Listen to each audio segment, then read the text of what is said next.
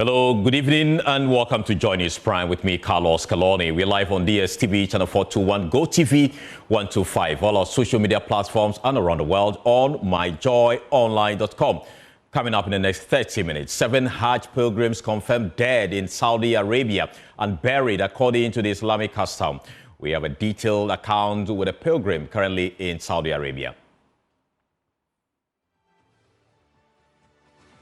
Also, presidency response to Bawumia's criticism of the one Ghana cedi fuel levy, insisting it's an interim measure to deal with the debt accrued by the Akufo-Addo government. We have details of more and reactions from two parties. Now, one suspect arrested in connection with recent attack on JoyNews journalist Lateef Idrisu. And in business, the government reiterates its commitment to building a business-friendly environment through regulatory reforms and private sector partnerships. This plus more in the next 30 minutes. Here, your home of independent, fearless, and credible journalism. Stay with us.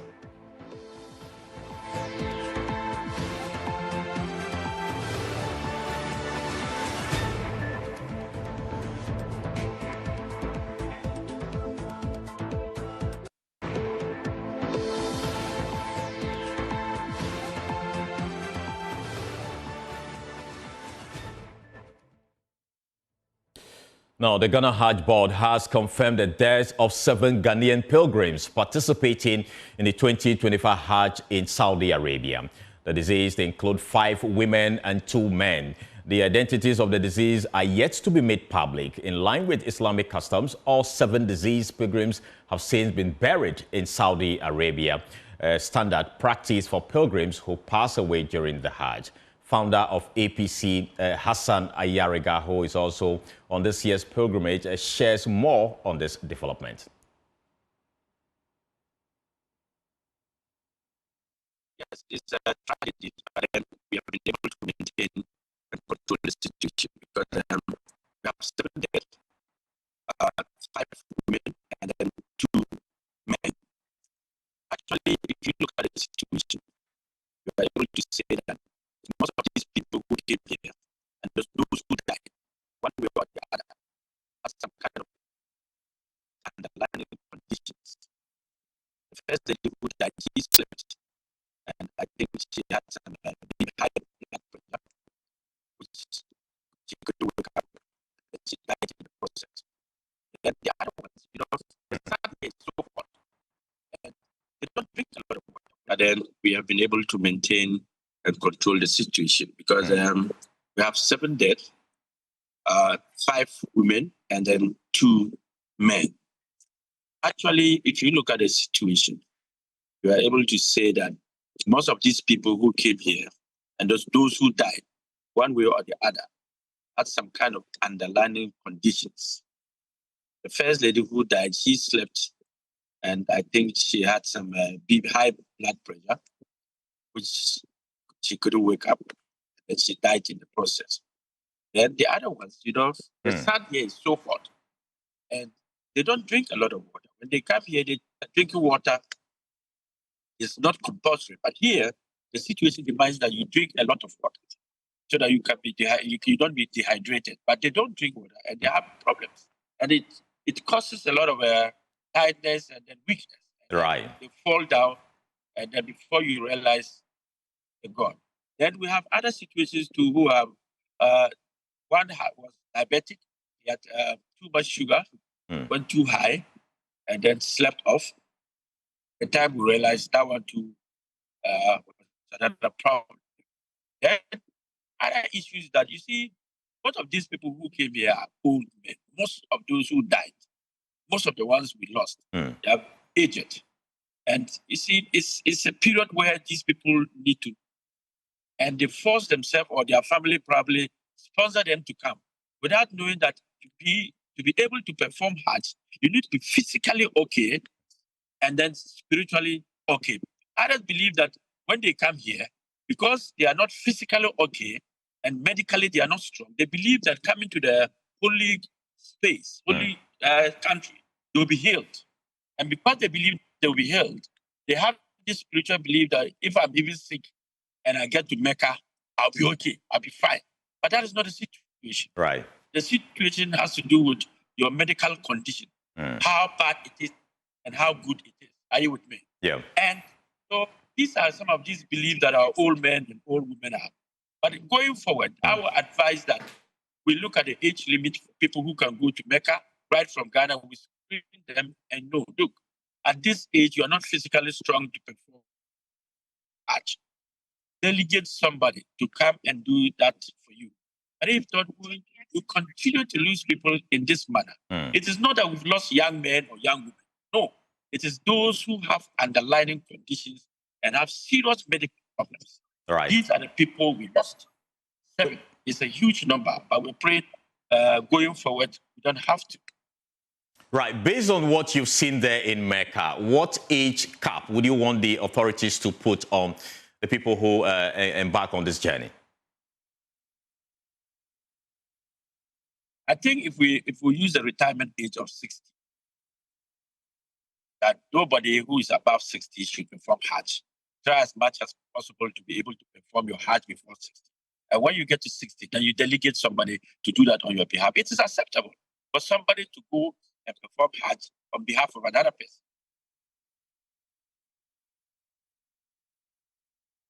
Well, as millions of Muslims converge in Mecca to observe Hajj, there's another pilgrimage in Mecca open all year round, Umrah, that few truly understand.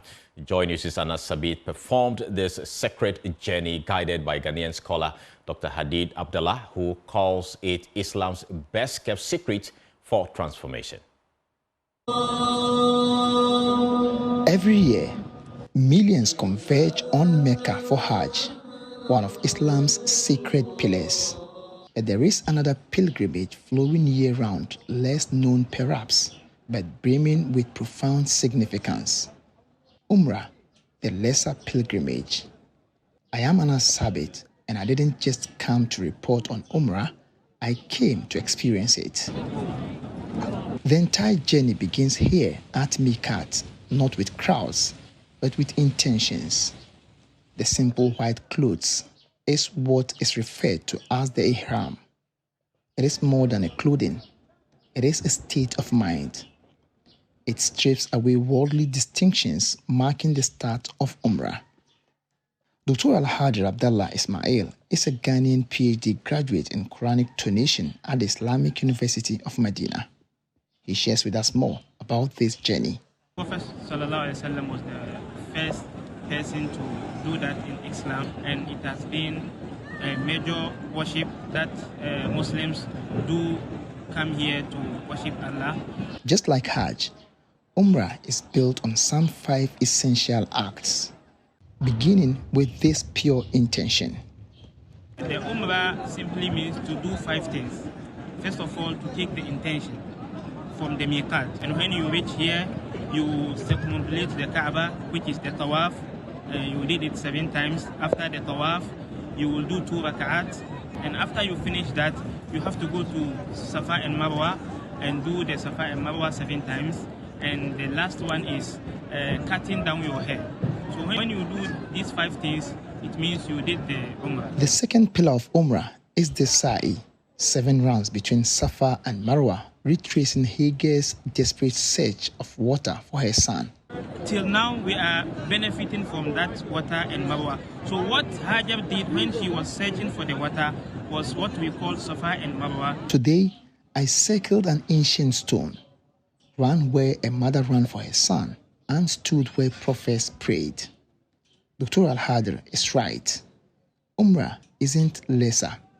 It is a lifeline, a journey that fits into life, yet reshapes it forever. From the Masjid al-Haram here in Makkah al-Mukarramah, my name is Anas Sabit, reporting for JoyNews. Away from Hajj, the presidency has fired back at former Vice President Dr. Mahmoud Bawumia over his recent criticism of the newly introduced $1 Ghana cedi fuel levy. It maintains the policy as a necessary interim measure to address mounting energy sector debt accumulated under the Akufo-Addo administration. In a rebuttal, the government maintained that the law or the levy is a pragmatic response to fiscal pressures and not a betrayal, as suggested by Dr. Bawumia during his thank you tour in the Central Region. When government through the Finance Minister Kasela to force and introduced the new 1 cedi tax on fuel last Tuesday, many, including the minority, criticized the move, describing it as a betrayal of the trust of Ghanaians. Dr. Mahmoud Bawumia took a similar position when he hit the Central Region on the NPP's thank you tour.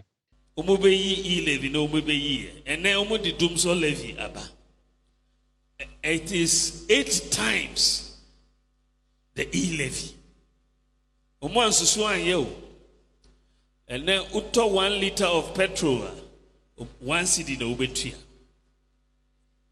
Uto 1,000 cedis of petrol, ubetria 83 cedis. 83 cedis as tax. E-levy no usende obi 1,000 momwa, ubetria 10 cedis. Responding to this on news, Foul Minister for Government Communications, Felix Ofosu-Kwakye, took on the previous government for mounting debt in the energy sector, a situation he said pushed the current administration to adopt the new levy. Is that arising out of deliberate policy of the Akufo-Addo administration, this legacy debt was compounded. For many years, a critical component for producing power, which is the purchase of fuel, was not added to the tariff. The president and cabinet took a decision that consumers should not pay for that, but government will pay for it. Samsung, they did not pay for it. So all the liquid fuel they bought, a significant part of it remains unpaid for. So it is debt that you and I have to shoulder. But communications member of the NPP, Dennis Miracles Abuaji, had a different view. You went to squeeze the hands of GPRTU and force them to reduce transport fares by 15%, telling them about how you have brought the cedi you up and brought dollar up, for which reason fuel prices have come down and so they should remove it, knowing very well that you have already prepared your memorandum for a 4 cedi 50 pesos on a gallon of fuel. That is dishonesty. That is leadership of insincerity. If the JPRTU knew there was a 4 cedi 50 pesos per gallon coming, Samson, they would not have agreed to the 15%. At best, they would have dealt with another percentage, maybe lower than 15%. Today, as we speak, an Uber driver who is using a VET car is paying close to 42 cedis every day to government for free. And you are saying we shouldn't talk about it? Senior Vice President at Imani Africa, Kofi Bento, cast doubt over whether the new levy will fix the long-standing energy sector legacy debt, which now stands at $3.1 billion. Honestly, if this was going to solve the energy problem, I would support it. What I'm saying is, it is more than e-levy, so MPP have a right to go up against it. Okay, but it is less annoying, and under the circumstance, more justified than e-levy. If they had opened it up, the same incompetence persists. I don't see the changes we need to see to put the right people in the right places. Ask them who has been buying the fuel. Okay, you end up with politicians around and they are dealing in fuel, etc. Look, there are really competent people and engineers in this country who can solve this problem. But there's so much money. There's tens and hundreds of millions of dollars sloshing around in that sector. Okay, people come into office and they think that they must corner that space. So in short, this I don't think will solve the problem. Meanwhile, Professor of Finance at the University of Ghana, Professor Godfred Bokpin, says government must withdraw the tax in case the dollar and fuel prices begin to rise in the near future. But when things reverse or change, given the formula that we are also using, then government should be able to come back to the people of Ghana and say that we don't have enough reason to continue to levy this, and we are taking it out because we've seen the world oil price change drastically. We've seen the cedi also, or these other variables. For that reason, we feel that we can cushion Ghanaians by removing this levy. Till then, all motorists will pay a cedi on every liter of fuel purchased at the pumps. James Savage's report for Joy News. Well, the Ghana Police Service will put before court a suspect it arrested in connection with a recent assault on JoyNews reporter Latif Idrisu. The suspect, 55-year-old Theophilus Thompson, was reportedly picked up yesterday, June 7, and is currently in police custody. These were contained in a statement issued by the Ghana Police Service. My colleague James Aveji has been detailing the full content of the statement.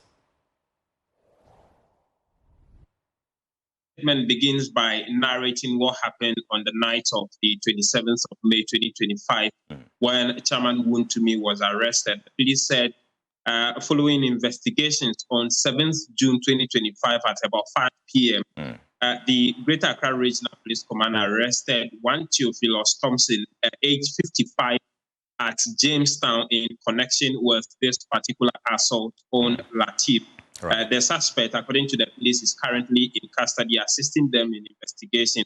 And efforts are currently underway to arrest some more persons who the police believe may be in connection to this. They ended by giving the assurance of the police in standing by the media and anyone who may be assaulted in the form of their duty, especially which may be an affront on the freedom of the media. Well, Head of Police Public Affairs Directorate, Superintendent Julian Albin, tells Joy News the next steps following the arrest. As we stated in our earlier release, we did say that we had put some evidential materials together and that we were processing it. We are able to talk about what we have done yesterday and not able to talk about what we are going to do tomorrow. The reason is that we need to be sure of what exactly we bring out to the public, but we can just confirm that yes, an arrest has been made, and hopefully tomorrow we should be able to proceed with the court with this first suspect who's been arrested. That notwithstanding, we are hoping to have the others who were involved also arrested. We are picking some intelligence as well. So if we get to that stage, we'll be able to come back to tell you exactly the number of persons who have been or who will be arrested in connection to this incident. Right. So what charges is this suspect likely to be charged with? I mean, he's going to face.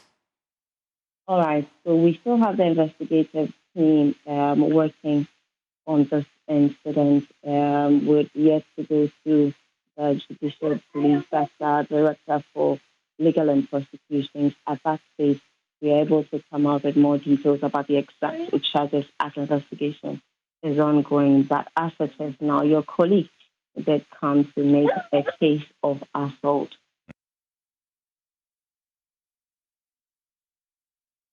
Away from that, the Food and Drugs Authority in the Volta region has safely destroyed confiscated counterfeit pharmaceutical product worth 42 million Ghana cedis. The product included aphrodisiac and post pills, body enhancement, antibiotics, and multivitamins, among others. Now, the destruction was done with the support of the Jospon Group of companies, medical waste disposal facility in Akrofo. There's more in the following report. The majority of the counterfeit pharmaceutical products were intercepted at the Ghana-Togo border in Akanu in the process of being smuggled into the country. Others were rounded up during routine market surveys and swoops on the markets across the Volta and Oti region. The 42 million worth of products would be shredded and treated at the centralized medical waste treatment facility in Akrofo before being disposed of at the dumping site for burning. Pharmaceutical products. So what we do is that we receive a drug list from the Food and Drugs Authority. So by the chemical constituents of these drugs, we get to know how to treat them appropriately before sending them to our waste landfill sites where they will be disposed of appropriately. The FDA has heightened surveillance at the borders, running a 24-hour shift system to ensure officers are always stationed to fish out smugglers. The Volta Regional Director of the FDA, Gordon Akurugu, lauded the support of other border security services in combating smuggling. This product, together with what within the region, both Oti and Volta has detained, it's worth 42 million Ghana cedis. You see that there's a counterfeiter Procol in it. There's a counterfeiter Postina 2 in it. You can see a lot of aphrodisiacs. These are products that they bring to deceive us. You may take them today thinking it will work for you, but I tell you, it have other health implications. And therefore, we want consumers to buy from approved source, a pharmacy, over-the-counter medicine seller, or go to the hospital. He reiterated that pharmaceutical products must be imported through the air or sea and not inland borders. Products are not supposed to move through the inland borders. And that is why the product coming into the country, especially from Nigeria, are not allowed to come into the country. If you want to import drugs into the country, then it has to be KIA or Temaport. So coming in with drugs and drug-related products is a seizure outright, and you have to face the full rigors of the law. A team from the Home Municipal Environmental Health Office monitored to ensure the safe disposal of the pharmaceutical products. So when we shred it, we put it at a containment. We'll burn those ones that we have to burn, those parts that can be recycled. They'll be sorting them out to recycle, especially the sachet aspects. So those ones will be recycled, and then the nutrient aspects will be properly contained at our final disposal site. Fred Kwame Asai, JoyNews, Akrofu. You're still watching JoyNews Prime with me, Carlos Calone. We'll take a short break. We'll return with business. Please stay.